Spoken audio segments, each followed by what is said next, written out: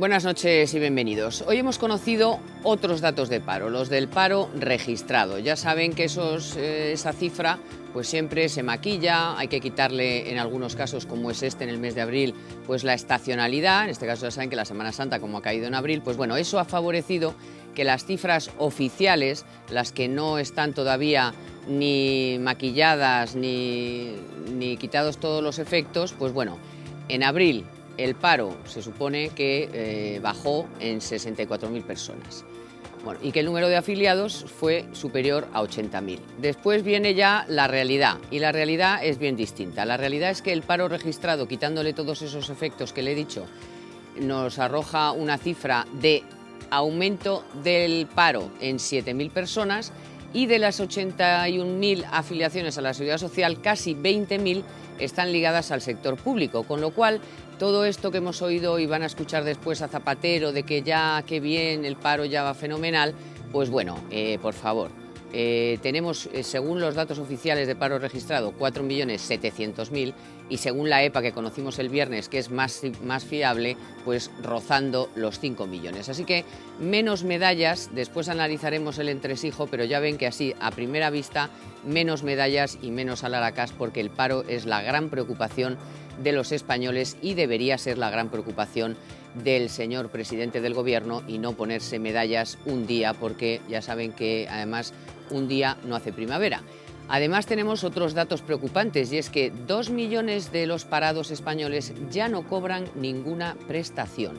Y ya saben por la EPA que casi 1.400.000 hogares españoles nadie trabaja en esos hogares, con lo cual no tienen ningún ingreso.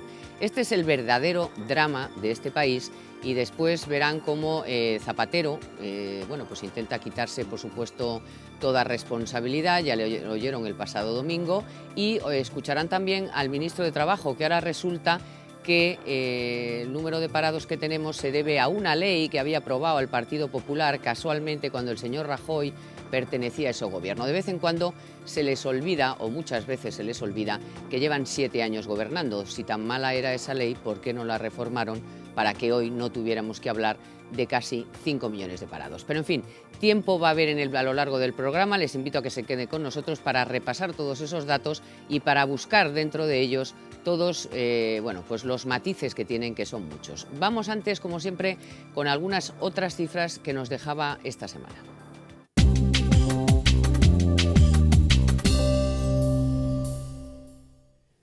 La cesta de la compra específica de alimentos se ha encarecido más de un 2% en el primer trimestre del año. El precio de la vivienda usada sigue cayendo, al igual que las ventas de automóviles. La cesta de la compra de productos de alimentación se ha encarecido un 2,1% de enero a marzo.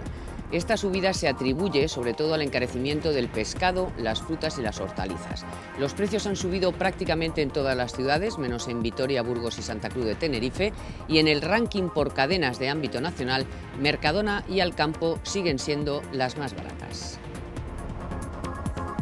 El precio de la vivienda de segunda mano ha caído un 4,2% en el último año, hasta los 2.008 euros por metro cuadrado.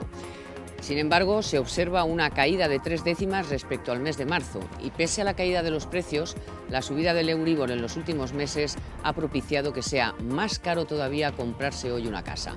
El País Vasco aparece como la comunidad autónoma con el precio más alto, seguido de Madrid y Cataluña. Las ventas de coches vuelven a caer un 23,3% en abril. Según datos de fabricantes y vendedores, la caída del mercado automovilístico en abril es la 10ª consecutiva.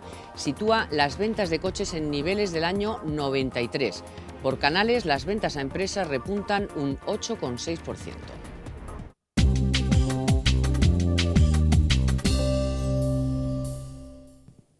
Los servicios públicos de empleo han registrado un descenso de 64.300 personas en abril respecto a marzo, es decir, que el número de parados total se sitúa en 4.269.360.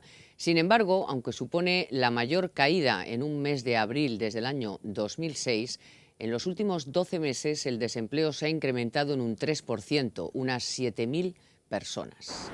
El comienzo de la temporada turística con la Semana Santa ha favorecido sin duda la contratación. De hecho, la afiliación a la Seguridad Social ha marcado su segundo mayor incremento durante la crisis, al ganar casi 81.500 ocupados en abril, que es la segunda subida mensual consecutiva. En todo caso, la diferencia de casi 800.000 personas entre este dato registrado y el de la EPA se debe, ya saben, al habitual maquillaje del Gobierno de los datos de paro registrado. Concretamente, en este mes de abril, y haciendo todos los, quitándole todos los extras, estaríamos hablando de un aumento del paro de 7.000 personas. Por sectores, la hostelería aparece como la actividad más pujante del mes, con una mejora de afiliación del 5,7%. También aquí tenemos que hablar de que del total de la afiliación, casi 20.000 empleos, incluso alguno más, están ligados a actividades del sector público. Para el Gobierno, estos datos ya invitan al optimismo. Es verdad que no se pueden hacer discursos complacientes, es verdad que no se pueden lanzar las campanas al vuelo, pero también lo es que este mes de abril ha bajado el paro en más de 64.000 personas y que este dato, siempre que baja el paro debe ser así, es un dato positivo. Anuncia o puede anunciar un punto de retorno en la situación que hemos vivido durante la etapa más intensa de la crisis económica. Hemos terminado el mes, en el último día del mes o en el comienzo del mes de mayo, ya con un número superior de trabajadores afiliados que los que teníamos el último día de diciembre del año pasado. Es decir, que ya hemos recuperado el bache de afiliación que se produce de forma estructural en el primer trimestre del año. Es un dato que invita claramente al optimismo. ¿Por qué no se dejarán? ¿Cómo se puede ser optimista con 5 millones de parados que te han dicho el viernes que hay en este país? ¿Y cómo se puede pensar además que va a mejorar la cosa si el propio cuadro económico del Gobierno prevé un aumento del paro a final de año? Si es que de verdad a veces se creen que somos anormales. Bueno. Y hoy en la sesión de control, pues lógicamente el paro ha centrado las intervenciones, la pregunta de Rajoy al presidente del Gobierno en la sesión de control. Ante los reproches de Rajoy, Zapatero se ha aferrado al buen dato de paro de este mes de abril y ha anunciado que puede marcar la tendencia. El número de parados se sitúa al borde de los 5 millones. Es el dato más alto de la historia. La tasa de paro es del 21,29%, más del doble que la media europea. El paro aumenta en todos los sectores, especialmente en la industria. Cae el número de ocupados y un último dato. La tasa de paro de menores de 25 años se sitúa en el 45,39%. Y como no puede ser de otra manera, la valoración de estos datos es una valoración negativa. Y en segundo lugar, que acaba de conocerse el dato de paro de abril y de afiliaciones. Es un muy buen dato. El paro ha descendido en 64.000 personas, es el mejor dato de los últimos 5 años y, por tanto, puede marcar la tendencia en la línea que le he explicado en más de una ocasión. Ya no valen las excusas. Tendría su gracia que en el mes de abril, en Semana Santa, no hubieran mejorado los datos de paro registrado. Pero yo quiero preguntarle, ¿cuánto tiempo ha hablado usted de brotes verdes? ¿Cuántas veces ha anunciado usted la recuperación económica o el fin de la crisis? No es creíble, señor presidente, no es creíble. Y sus palabras ya no valen. Hombre, me sorprende que resulta que cuando los datos de paro son malos es culpa del Gobierno. Cuando los datos de paro, como el de abril, son muy buenos, es culpa de la Semana Santa o del clima o del tiempo. Por lo menos, señor Rajoy, podía haber dicho, porque se les nota un poco el plumero, podía haber dicho, me alegro de los datos de paro de abril. Bueno, desde el Partido Popular, su portavoz Soraya Sáenz de Santamaría no le da credibilidad, ¿cómo le va a dar? Ni al Gobierno ni a los datos del paro de abril. ¿Cuántas veces les hemos ido a decir que lo peor ha pasado? ¿Cuántas veces han jurado primero que el paro no iba a llegar a los 3, después a los 4 y ahora a los 5 millones de parados? ¿Cuántas veces, como al señor Zapatero, les oiremos hoy repetir que el paro ha bajado en el mes de abril y que es el inicio del final de la crisis? También bajó en abril del 2010 y dijeron exactamente lo mismo. Y mire cómo estamos ahora. La salida de la crisis depende, entre otras cosas, de la credibilidad de las medidas que tome el Gobierno. Hoy no contesta y el viernes practicó usted por completo el manual del perfecto zapaterista. Negación de la realidad, incompetencia para hacerle frente y huida de toda responsabilidad. Sí, señor Rubalcaba, el paro baja en abril y bajará en mayo y junio. Eso ya lo sabemos todos. Igual que los... Sí. Por favor, silencio. Igual que los días son más largos, las temperaturas más altas y el sol brilla más. Se le olvida a usted que en el 2008 y en el 2009 subió. Me ha sorprendido que me pregunte usted por la credibilidad, porque mentar la credibilidad en el seno de su partido es algo así como mentar la soga en la casa del ahorcado. Porque fíjese, la economía española está en crisis y tiene singularidades, pero la singularidad política más importante de la crisis española, ¿sabe cuál es? Que España es el único sitio en el que la oposición tiene menos credibilidad que el gobierno. Madre mía. Bueno, pues los datos de abril ya ven que al gobierno les parece estupendo. Se les ha olvidado ya que el pasado viernes conocimos los datos de la EPA del primer trimestre y les recuerdo que el número total de desempleados rozaba los 5 millones al finalizar marzo. Se trata de la cifra más elevada de la historia de España desde que existen registros oficiales. Fíjense, el número de parados se incrementó en esos 3 meses en más de 200.000 personas, casi 300.000 si se compara con el mismo periodo de 2010. De este modo, la tasa de paro se ha situado en el 21,29%, es 3 veces, por ejemplo, superior a la alemana, más del doble de la media de la Unión Europea. Además, el desempleo aumentó en todos los sectores, especialmente lo hizo en el sector servicios y en la industria. También entre los jóvenes de entre 16 y 19 años, donde más de un 65% está en paro. Los hogares con todos sus miembros desempleados aumentó en 56.000 y se sitúa ya en casi 1.400.000 hogares. Bueno, pues nada, ellos siguen como si nada. Ya lo han oído. Bien, pues...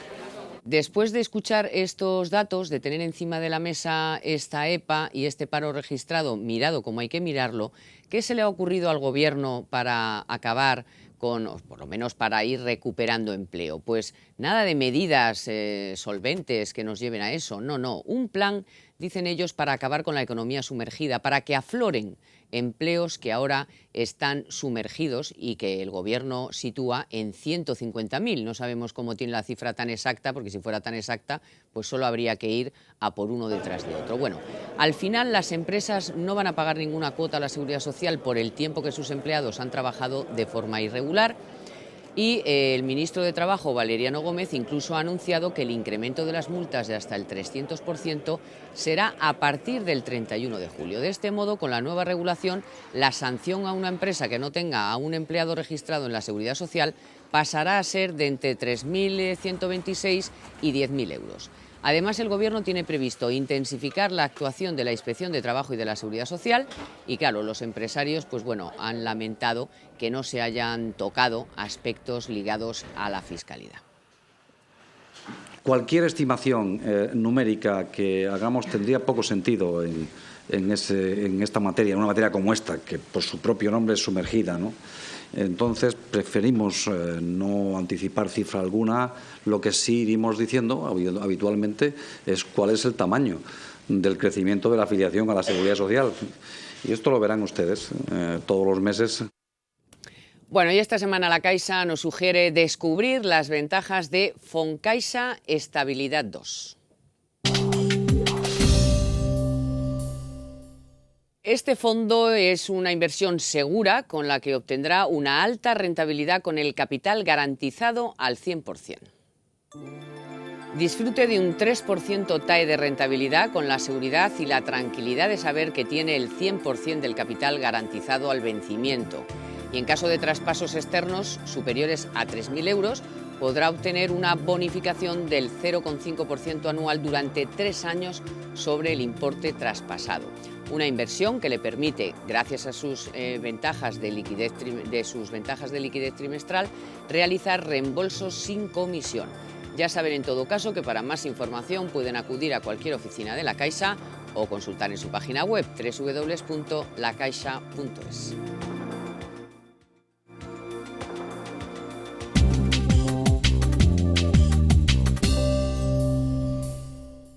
Y hoy en el tiempo del análisis me acompañan el profesor Francisco Cabrillo y Emilio González. Muy buenas, ¿qué tal? Profesor Cabrillo, por favor, vamos a utilizar un minutito, que hoy ha presentado este estudio, que lo viene haciendo ya ¿verdad? Desde hace La muchos segunda años, el de la edición, libertad primera, económica en 2008. España, 2011. Y este es el libro que lo han presentado esta mañana de lujo, componentes de lujo, ¿no?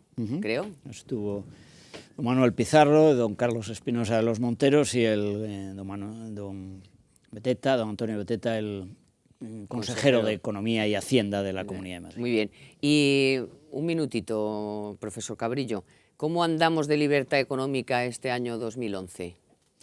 Bueno, lo que hay aquí es un estudio comparado en el que hemos visto que en el conjunto de las comunidades se mejora en algunas variables, se empeora en otras, pero probablemente lo más interesante sea la comparación entre comunidades, ¿no? Es decir, hay comunidades como Cataluña, Baleares o Murcia que significativamente empeoran, hay comunidades que siguen muy bien, como es el caso de Madrid, que sigue siendo la comunidad con mayor libertad económica, y hay comunidades que estaban mal y siguen mal, ¿no? Es el caso de Extremadura, que ya era la de menos libertad económica hace 3 años, lo sigue siendo ahora, Andalucía o Castilla-La Mancha, que empeora un poco en su posición.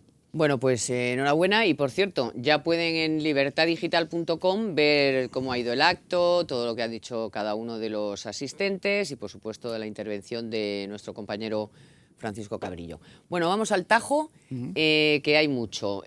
Una primera valoración de esos datos de paro registrado, teniendo en cuenta todas las matizaciones que queráis hacer sobre el volumen final. No, yo creo que la cosa es muy clara, es la Semana Santa. Estamos hablando de 60.000 personas en una economía con casi 5 millones de parados en un país fundamentalmente turístico y que tiene un empleo estacional muy fuerte. Yo creo que no hay que darle muchas vueltas. Más me preocupa, fíjese, lo que antes se planteó, que una buena parte de los afiliados a la Seguridad Social fueran afiliados por el sector público. Porque esto lo que está indicando es algo que, por cierto, decimos también aquí en el índice, ¿no?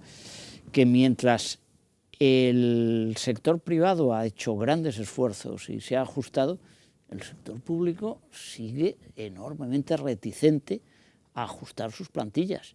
Que en estas circunstancias aumenten los afiliados del sector público, no es que debamos alegrarnos, es que debemos preocuparnos muy seriamente. Ya. Bueno, no solo no lo ajustan, sino que contratan a más gente, por lo que se ve. Sí, contratan a más gente y además en una situación en la que estamos, con todos los problemas que tenemos de quiebra fiscal de este país, de déficit elevado, de emitir deuda, de la prima de riesgo marchándosenos de las manos, en lugar de recortar el gasto, lo que hacen es cargar todavía más el gasto con estas personas que contratan, más los gastos relacionados con sus puestos de trabajo, etcétera, lo cual no tiene mucho sentido porque, como se indica también en el estudio que ha dirigido el profesor Cabrillo, no solamente en aquellas regiones con menos sector público son las más dinámicas y con menos tasas de paro, también es que donde hay más libertad económica, incluido un sector público más pequeño, son las que mejor están afrontando la crisis y las que antes están saliendo de ella. O sea, que esto de crear empleo por decreto lo que hace es consolidar más los problemas.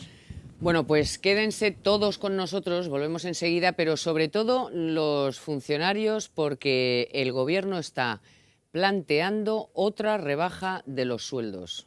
Quédense con nosotros, en un minuto estamos de vuelta.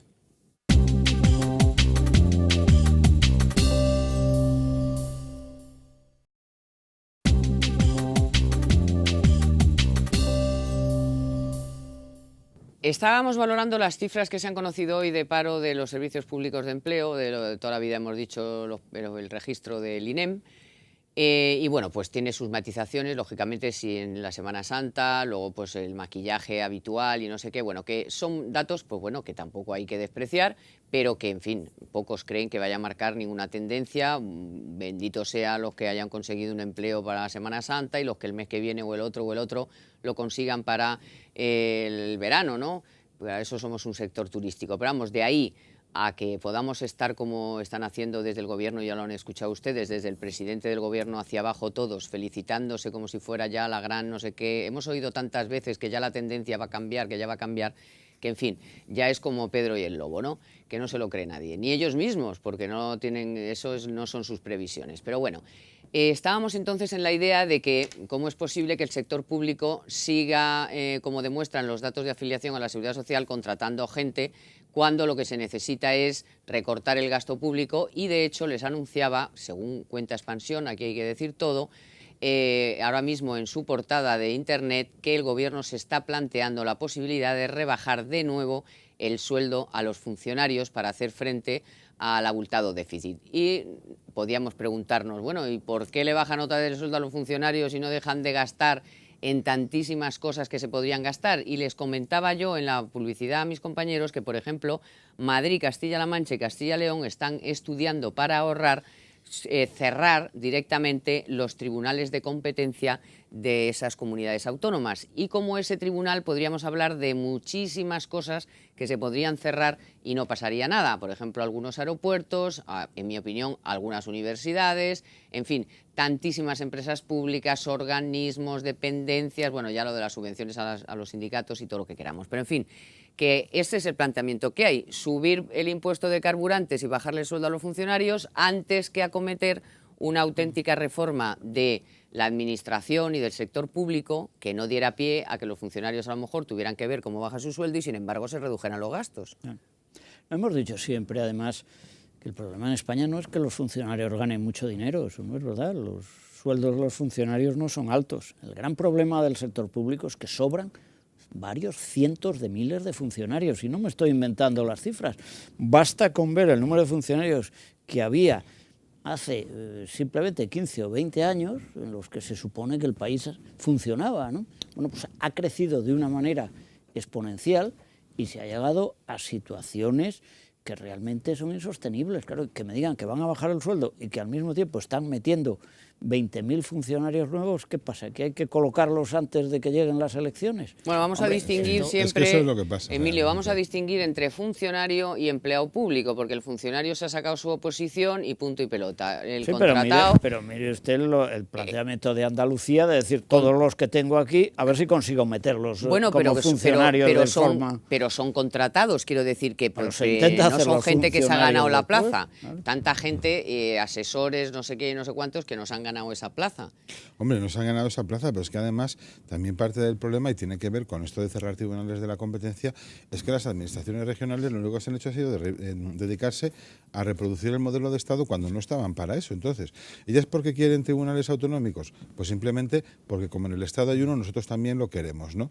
Es decir, y aquí pues han creado una serie de organismos inútiles que han multiplicado por cifras muy elevadas el número de contratados del sector público, ¿no? Es decir, en el Estado se ha reducido el número de empleados a lo largo del tiempo a medida que se reducía el tamaño del Estado con el proceso de transferencia a las autonomías, que eran transferencias de competencias, de recursos y de personal, ¿no?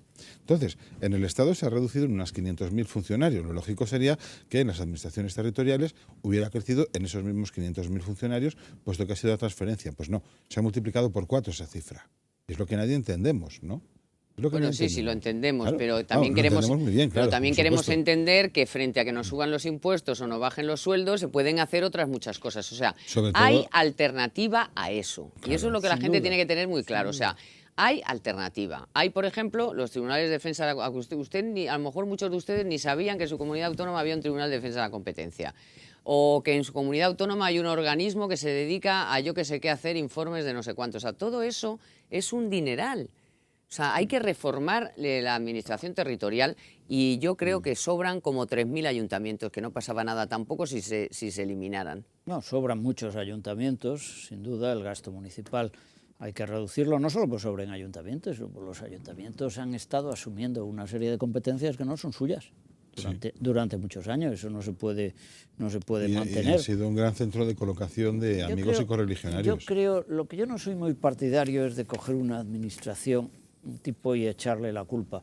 Yo creo que todas tienen la culpa, porque es verdad que las autonómicas han crecido mucho y que el Estado ha disminuido, pero dada las escasas competencias que le quedan al Estado, probablemente el Estado tendría que haberse reducido más. Las autonomías han crecido mucho y los ayuntamientos en los años buenos, el gran problema es que no solo han gastado mucho, es que han consolidado el gasto en buena parte haciendo crecer sus plantillas. Ese es el problema. Bueno, seguro que ustedes recuerdan que el domingo el presidente Zapatero decía que iban a tener que arreglar una crisis que ellos no habían generado. Vamos, que ahora les caía el marrón de solucionar un problema que no era suyo. Bueno, pues este discurso se ha ido modificando a lo largo de las horas y hemos acabado escuchando al ministro de Trabajo decir esto, que es una barbaridad. No tiene ninguna importancia, en mi opinión, si se llega o no se llega a los 5 millones.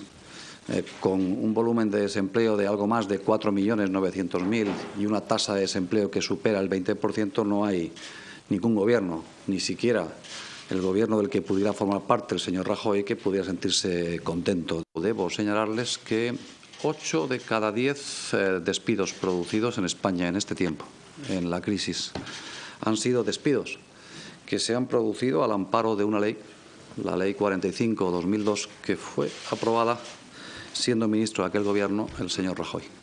Hombre, esto que dice es indecente este ministro, ¿no? Hemos oído un montón de cosas, pero ya esto ya es... Que la culpa es de una ley, ¿no? Vamos a ver, si cuando alguien despide es porque una empresa no puede seguir manteniendo esos gastos porque si no va a la quiebra. Si es que ese es el problema, da igual que se despida conforme a la ley 2002 o a la reforma laboral que acaba, o esa mal llamada reforma laboral que dice este gobierno que ha aprobado. Si es que el problema no es que se despida por una ley, es que se despide porque tenemos una crisis económica inigualable, la peor crisis que tiene la economía española probablemente desde la Gran Depresión, y ya vamos camino de superar eso con un gobierno que tiene una responsabilidad en la génesis de la crisis, en su desarrollo y en su no solución, ¿no? ¿Y por qué no ha modificado la ley si era tan mala, si lleva 7 años gobernando, no? Bueno, no solamente eso, la verdad es que este chico tiene cada cosa. Pero vamos a ver, es que se despide de acuerdo con la ley vigente, pero no se despide por la ley vigente. ¿Qué pasa? Dice, vamos a aprobar la ley, entonces los empresarios dicen, maravilloso, ahora nos vamos a dedicar a despedir gente. Bueno, esto, con todos mis respetos, es una bobada auténtica. Sobre todo porque los primeros años en los que el empleo iba bien no les importa. También estaba vigente, o sea que solo se apuntan a cuando las cosas van mal. O sea, cuando van mal no es de ellos, cuando van bien son míos. Es como decía Zapatero también esta semana en el Congreso, que la burbuja inmobiliaria se formó por una ley que aprobó el Partido Popular en 1997, que echó por tierra el Tribunal Constitucional cuando dijo que las competencias en materia de urbanismo eran de las autonomías. Pero lo que no dice, yo ahí no entiendo por qué el Partido Popular no llama a la Comisión de Economía, al gobernador del Banco de España, es el papel de este gobierno en la burbuja inmobiliaria. Porque con Caruana se estaba forzando a las cajas de ahorros y a los bancos a provisionar y a sujetarlos para frenar la burbuja. Y fue cambiar el gobierno, llegar Mafo y se le dio manga ancha. Porque como eso creaba empleo y eran esas cifras por las que presumía Zapatero, pues que nos expliquen su responsabilidad. Entonces presumía. Ahora como no hay que presumir... A mí lo más brillante de este hombre, de Zapatero, me parece esa idea de decir, bueno, yo no tengo nada que ver con la crisis, por Dios. La crisis es una desgracia del capitalismo internacional que nos ha venido. Eso lo dice aquí, luego cuando va a pedir dinero fuera no, pero aquí sí lo dice. Entonces, mi obligación, ¿verdad?, del gran gobernante, de nuevo Churchill de nuestro tiempo, es solucionar un problema que nos ha venido encima. No, esto es tan disparatado que a mí lo que me gustaría saber es si él se lo cree. Pues no sé qué es peor. Si que mienta como un bellaco o que sea tonto, sinceramente. Pues eso, Francisco, puede ser un poco de cada. Eso es que yo creo que si recordamos la entrevista que ha hecho recientemente en YouTube, cuando le preguntaron por la reunión aquella de la crisis financiera y empieza como si fuera la abuelita de las chicas de oro con París 2010, hora no sé qué de la mañana y tal. Yo solucioné la crisis planetaria con Sarkozy. Yo creo que las obras hablan por sí mismas, ¿no? Sarkozy yo y un señor que pasaba por ahí. Sí. Entonces llamamos y le dijimos, oye Obama, ¿qué hay que hacer aquí? Bueno, en esa entrevista también decía que cualquiera puede ser presidente del gobierno, lo cual ha quedado constatado que cualquiera puede ser presidente del gobierno. Pero en fin, está claro que, en fin, esto de Valeriano de que la culpa es de que el gobierno vino una crisis y no hizo nada. Primero la negó y luego no la gestionó y lo que hizo lo hizo mal. En fin, y estamos como estamos. Y no estaríamos como estamos si hiciera caso, en esta ocasión sí, a lo que se le viene recomendando ya no solo en España sino fuera de España, que es, entre otras cosas, una reforma laboral. Bueno, llevamos con la reforma laboral que se aprobó una cosa ahí en el Congreso que no ha servido para nada, desde entonces 800.000 parados más, fíjate, esto habrá servido, y no se quieren, están ahí con el tema de la negociación colectiva, que si me reúno, que si no me reúno. Bueno, pues uno de los que está en esa reunión, que es Cándido Méndez, el secretario general de UGT, todavía a estas alturas se permite hacer de rapel. Escuchen ustedes. En materias importantes como la mejora de la flexibilidad interna de las empresas o como lo relacionado con dotar de más agilidad a la estructura de la negociación colectiva, en estos dos temas que son temas muy importantes, y yo creo que se puede decir que se produjeron avances significativos. Si le otorgamos valor al hecho de alcanzar el acuerdo junto al contenido, creo que dicho con toda la cautela, pues puede ser alcanzable dentro de relativamente pocas fechas. Ay, jugueteando, como si estuviéramos para jugar. Que lo que está diciendo es que tiene valor llegar a un acuerdo. Da igual que sea bueno, malo, regular. Dice, el mero hecho de llegar a un acuerdo de tener... Oiga, si llegan a un acuerdo de dejar las cosas como están o de hacer 3 retoques puramente cosméticos, pues apañados estamos. Ya, esto tendrá sentido si se cambia de verdad. No se puede estar en el discurso de en pocas fechas, a lo mejor tal, pero sí es que es un tema crucial. Si es que este señor además lo que nos está pretendiendo vender es que fuera del acuerdo no hay mundo, no hay vida, no hay alternativa posible. Entonces, con el acuerdo lo único que se puede hacer para, a continuación, servir de coartada ese acuerdo a lo que se ha hecho y a lo que no se ha hecho y a lo que no se va a hacer, ¿no? Porque sobre el acuerdo se ha hecho todo lo posible, ¿no? Entonces, es decir, en el fondo es un acuerdo para no avanzar nada, pero salvarle la cara al gobierno y salvar la cara a los sindicatos. Pero claro, así les va. Ya hemos visto lo que ha sido la celebración del 1 de mayo, que no estaban en las manifestaciones ni los liberados, vamos. Bueno, pero al final uno se pregunta, ¿pero qué hacen ahí los empresarios ya? Pero vamos a ver si este acuerdo tenía que haber venido desde hace yo no sé cuánto y están todavía jugueteando con que si ya no es en abril, bueno, pero va a ser en mayo, pero va a ser una cosa que es crucial, pero levántense ya de la mesa y dígale al gobierno que gobierne y que hagan una norma. Vamos a ver, que tiene lo que solucione. gobernar. A ver si nos metemos en la cabeza una cosa de una vez. Esto no es o no debería ser un Estado corporativo. Se supone que gobierna, hay un gobierno y un parlamento, un gobierno que propone leyes y un parlamento que las aprueba. No necesita usted un sistema de corporación que recuerda a épocas bastante pasadas, en Sí, el cual, a la democracia orgánica. por ejemplo, en el cual si no tiene usted al tercio sindical y al tercio empresarial aprobándole la norma no puede hacer nada. Bueno, pues mientras tanto ha pasado que han aprobado el convenio del sector del metal, supongo que a nivel planetario, y supone la inflación más un punto. Es decir, que vamos a ver otra vez cómo empresas de ese sector pues están imposibilitadas para hacer esa subida de salarios y como no pueden hablar con sus trabajadores y convenir con ellos, oye, pues os parece que en vez, vamos, con estas cifras no llegamos a ningún lado, vamos a intentar, pues yo qué sé, no subirnos el IPC o subirnos la mitad del IPC, yo qué sé, llegar a un acuerdo particular para salvar la empresa. Eso es un ejemplo de que los imponer. sindicatos, claro, es que eso es un ejemplo de que los sindicatos no se enteran de qué va el mundo, UGT ¿no? y comisiones. Sí, los UGT y comisiones, No, porque es hay que otros más sensatos como vosotros, es verdad. Recordarlo. Pido disculpas a todos los demás, ¿no? Pero no se enteran de que en estos momentos acero se fabrica en cualquier parte, en Corea, en Ucrania, en la India, etcétera, en países que tienen costes laborales muy bajos. Si nosotros pretendemos competir y en el acero, que es una industria tradicional, no caben muchas ganancias de competitividad introduciendo avances tecnológicos, lo que no podemos hacer es cargarnos la industria y los puestos de trabajo a base de subidas salariales. Si es que es imposible, si es que en España ya no queda mucha siderurgia, precisamente, ni en España ni en la Unión Europea, precisamente por la competencia de los países de bajo coste, y vamos nosotros y seguimos incrementando los costes. Pero este señor, ¿en qué mundo vive? Es que yo no lo entiendo. ¿En qué mundo viven los dos? Haciendo estos acuerdos que van a acabar con otro montón de empresas. Pues simplemente, o las empresas que se mantengan, simplemente no contratarán a nadie. No, despedirán para contratar más barato. Tendrán que mantenerse, tendrán que intentar ajustar sus costes y como el tema del salario establecido por convenio se considera un coste fijo, porque a uno le viene dado, no lo puede negociar, tiene enormes problemas para descolgarse, aunque le vayan mal las cosas en la empresa, pues adoptarán otro tipo de estrategias defensivas y la estrategia defensiva más clara es no contratar. O despedir y después contratar más barato, que como están haciendo ahora muchas empresas para poder sobrevivir gracias a estos acuerdos que firman los sindicatos, ¿no? De los que luego se sienten tan orgullosos. A lo que hay que sumar, porque bueno, ya no hace falta recordar, yo creo, que el viernes fue un viernes de pasión, no de dolores, de pasión, con el Euribor, con el IPC, con la EPA, en fin, fue un día dramático.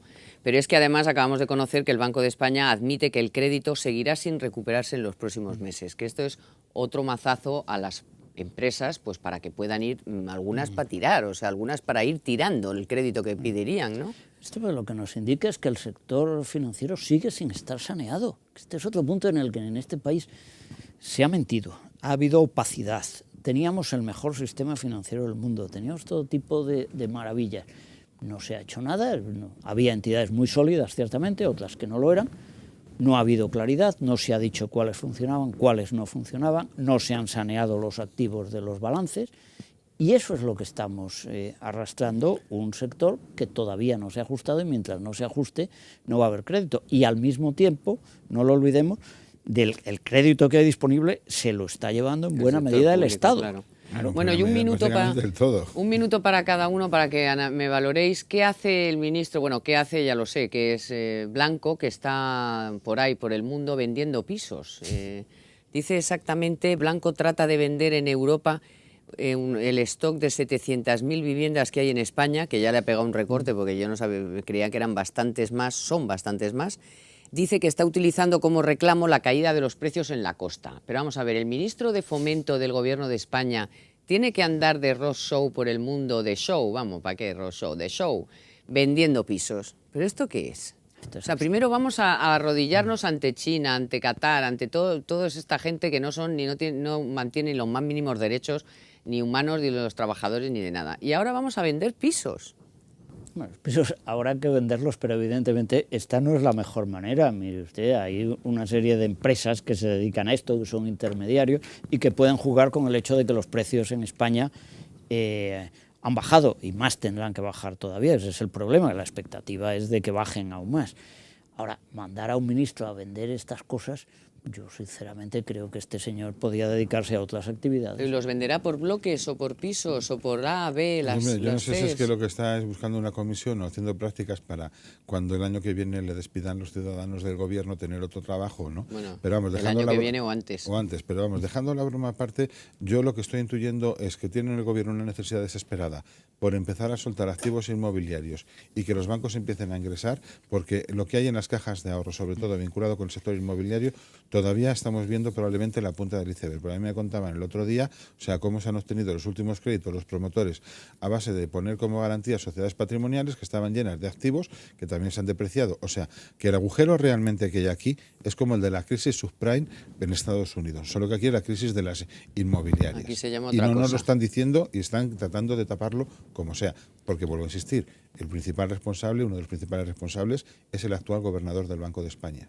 al que hay que pedirle cuentas sobre qué ha hecho. Que durante mucho tiempo, muy importante tiempo, estuvo callado. Exactamente. Bueno, gracias Emilio, gracias Cabrillo, enhorabuena por este nuevo informe, que hay que leérselo, pero bien, bien, bien. Ya saben que en libertadigital.com lo tienen todo, toda la información sobre el libro y sobre la presentación del libro hoy en Madrid.